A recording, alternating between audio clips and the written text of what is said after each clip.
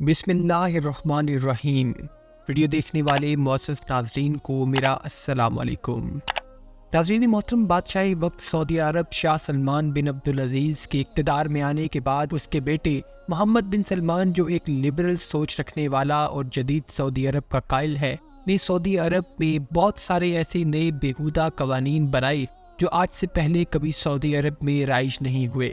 اور محمد بن سلمان جدت کے تقاضوں اور لبرل سوچ کو اتنا آگے لے گیا ہے کہ اس نے اس قانون کو بھی توڑ دیا ہے جو حرم مکہ اور حرم مدینہ شریف کے تقدس کی حفاظت کرتا ہے، کہ کوئی بھی غیر مسلم شخص حرم مکہ شریف اور حرم مدینہ شریف میں داخل نہیں ہو سکتا۔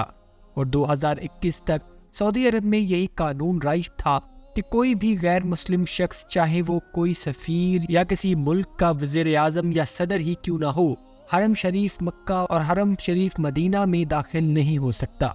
لیکن کچھ روز قبل محمد بن سلمان نے بھارتی یونین منسٹر سمرتی ایرانی، جس کا تعلق بھارتی حکمران جماعت BJP سے ہے، نے سعودی عرب کا دورہ کیا اور اس دورے میں سعودی عرب کے ساتھ حج ایگریمنٹ 2024 سائن کیا، جس کے بعد پہلی بار کسی غیر مسلم کو مدینہ شریف لایا گیا اور ایک ہندو خاتون اور اس کے ساتھ آئے دیگر غیر مسلم لوگوں کو حرم شریف مسجد نبوی کا دورہ بھی کروایا گیا، جس کی وجہ سے پورے عالم اسلام میں اس کو شدید تنقید کا نشانہ بنایا جا رہا ہے کہ حرم مدینہ مسجد نبوی میں کیسے کوئی غیر مسلم بتوں کی پوجا کرنے والا شخص داخل ہو سکتا ہے۔ اس بات کی حقیقت کو جانیں گے آج کی اس ویڈیو میں، اور ساتھ ہی ساتھ یہ بھی بتائیں گے کہ جو لوگ اس اقدام کو ایک معمولی اقدام سمجھ رہے ہیں اور دلیل دیتے ہیں کہ مسجد نبوی حرم نہیں ہے بلکہ حرم شریف صرف اور صرف مسجد الحرام ہے، یعنی خانہ کعبہ ہے، اس کے جواب میں ہم احادیث سے ثابت بھی کریں گے کہ رسول اللہ صلی اللہ علیہ وآلہ وسلم نے اپنی زندگی میں ہی مدینہ منورہ مسجد نبوی کو حرم ڈکلیئر کر دیا تھا۔ اس کی ساری حقیقت آج ہم بتائیں گے آپ کو اس ویڈیو میں، لیکن اس سے پہلے اگر آپ نے ہمارے چینل حقیقت جانو کو سبسکرائب نہیں کیا تو براہ کرم سبسکرائب ضرور کر لیجئے گا، اور ساتھ ہی ساتھ بیل کے نشان کو بھی دبا دیجئے تاکہ ایسی ہی حقیقت سے بھری ویڈیوز کا نوٹیفیکیشن آپ کو ملتا رہے۔ ناظرین، بھارتی یونین منسٹر سمرتی ایرانی، جس کا تعلق بھارتی حکمران جماعت BJP سے ہے، نے 12 جنوری 2024 کو سعودی عرب کا آفیشیل دورہ کیا، جس میں دونوں ممالک کے درمیان بھارت سے آنے والے حج زائرین جنہوں نے اس سال 2024 میں حج کی سعادت حاصل کرنی ہے کا حج ایگریمنٹ 2024 سائن کیا، جو اس سے پہلے بھی کئی بھارتی منسٹرز کے ہاتھوں ہوتا رہا ہے، جو ایک معمول کی کارروائی ہے۔ لیکن اس وزٹ میں جو معمول سے ہٹ کر ایک غیر معمولی کارروائی ہوئی وہ یہ کہ بھارتی ہندو خاتون منسٹر کو باقاعدہ طور پر مدینہ شریف لے جایا گیا اور حرم مدینہ شریف مسجد النبوی کا وزٹ بھی کروایا گیا، جو آج تک پہلے کبھی نہیں ہوا، جس کی وجہ سے تمام عالم اسلام کے مذہبی جذبات کو ٹھیس پہنچی ہے۔ لیکن لبرلزم میں ڈوبی ہوئی محمد بن سلمان کی سعودی حکومت کو اس سے کسی قسم کا کوئی فرق نہیں پڑتا۔ مدینہ شریف کو حرم کا درجہ خود رسول اللہ صلی اللہ علیہ وآلہ وسلم نے متواتر احادیث میں دیا ہے۔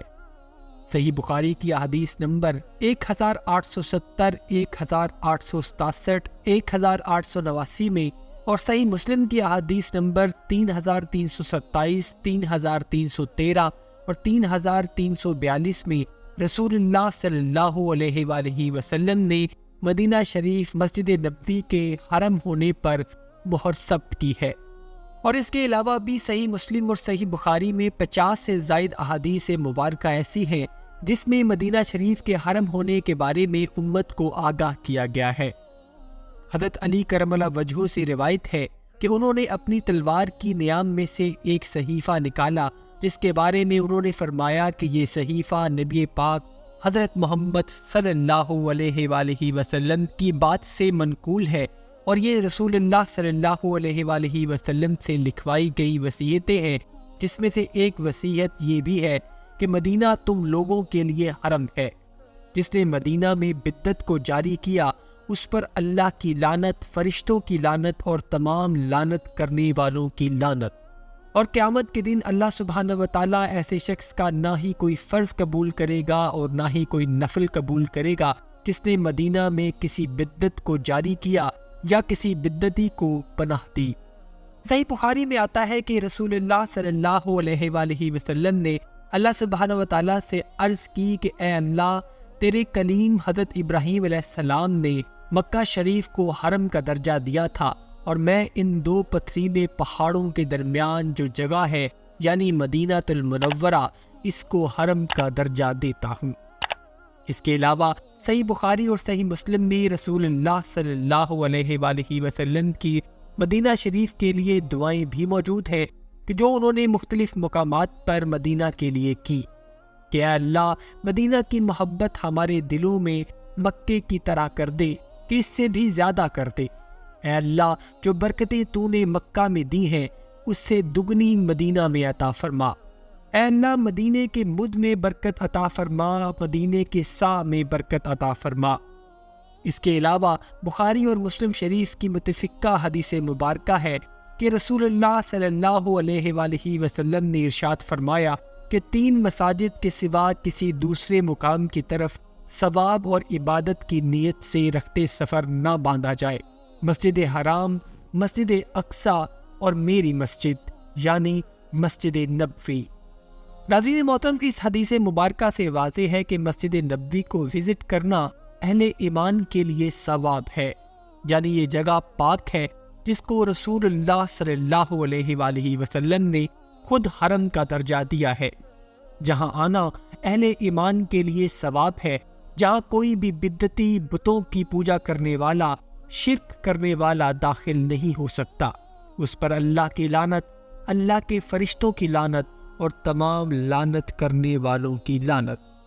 اور شاید اب اس لعنت کی حقدار آج آل سعود ہو چکی ہے، جو احادیث کے منکر ہو گئے ہیں، اور جدید سعودی عرب کی آڑ میں یہ لوگ یہود و نصارہ کے ساتھ دوستی کا ہاتھ بڑھاتے چلے جا رہے ہیں۔ لیکن ان بیوقوفوں کو یہ نہیں معلوم کہ رسول اللہ صلی اللہ علیہ وآلہ وسلم 8 سے 1400 سال پہلے ہی ہمیں یہ سبق پڑھا گئے ہیں کہ یہود و نصارہ کبھی تمہارے دوست نہیں ہو سکتے۔ اللہ ہمیں نیک عمل کرنے کی توفیق عطا فرمائے۔ امید کرتا ہوں ناظرین آج کی ویڈیو آپ کو پسند آئی ہوگی۔ اگر ویڈیو پسند آئی ہے تو ویڈیو کو لائک اور شیئر ضرور کیجیے گا، اور ساتھ ہی ساتھ چینل کو سبسکرائب کر کے ہماری حوصلہ افزائی بھی کر دیجیے۔ اپنا اور اپنے گھر والوں کا بہت سا خیال رکھیے گا۔ فما علینا الا البلاغ المبین۔